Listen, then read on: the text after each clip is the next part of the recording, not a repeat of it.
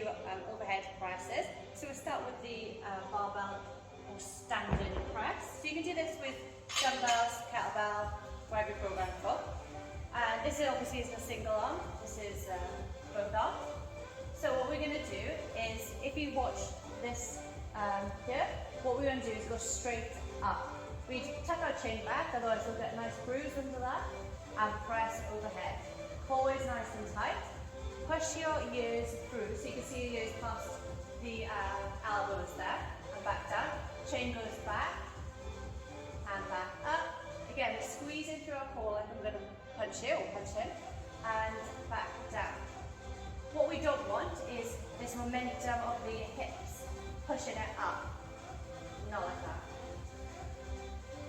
When you get tired, you start to push your hips forward, and that pushes it up rather than. So this is a push press.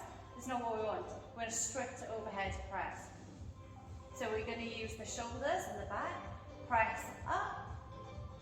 Chin comes back forward. Head comes through the window, we call it, and back down. What we want is full extension on the top as well. Up. And turn around for us, so we can see the full extension. So what this means is no bend in the elbow, or maybe like a light one, but we want to push it so it's basically straight. Back down. Okay, and turn to the side again. This way. What you can do, what I tend to teach is to stand in a split stance. So, yep, this just means that you're less likely to use your hips to push it forward. Core nice and tight. People find this harder as well because you haven't got that like push. Keep your core nice and tight, back down. And again, we're not like bouncing it off. We're going to reset bottom, push, and back down. When you're at the top, squeeze. I always think that there's like a pencil in between your shoulder, and you're going to try and squeeze that together. What I tried to teach before this is the Z press. You can we alternate it through, but the Z press is something that I like because you physically cannot like thrust forward because you're sat down. So this develops your core as well. If you did lots of these and then went to a barbell press, you'd be better off.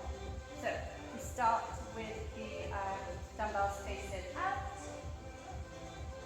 like so, and then core is nice and tight. If you've got more flexible hamstrings than can, you can put your legs straight on the floor. Core nice and tight. We're not rocking back and forth. We're going to push. Again, head through the window and back down. And breathe. And push.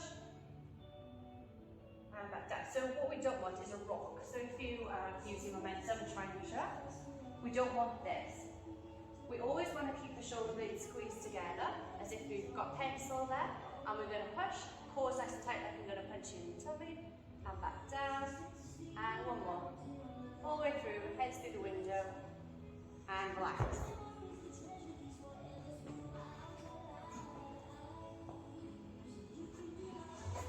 I don't agree with you saying